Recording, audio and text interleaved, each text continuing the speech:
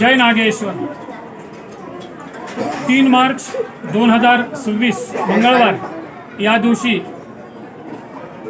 ग्रस्तोदित खग्रास चंद्रग्रहण आहे। आपले ज्योतिर्लिंग 8वे ज्योतिर्लिंग औंढा नागनाथ येथे परंपरेनुसार त्या दिवशी ग्रहण स्पर्शापासून मोक्षापर्यंत साधारणतः दुपारी 3:20 ते सायंकाळी 6:48 आपलं मंदिर दर्शनासाठी बंद असणार आहे।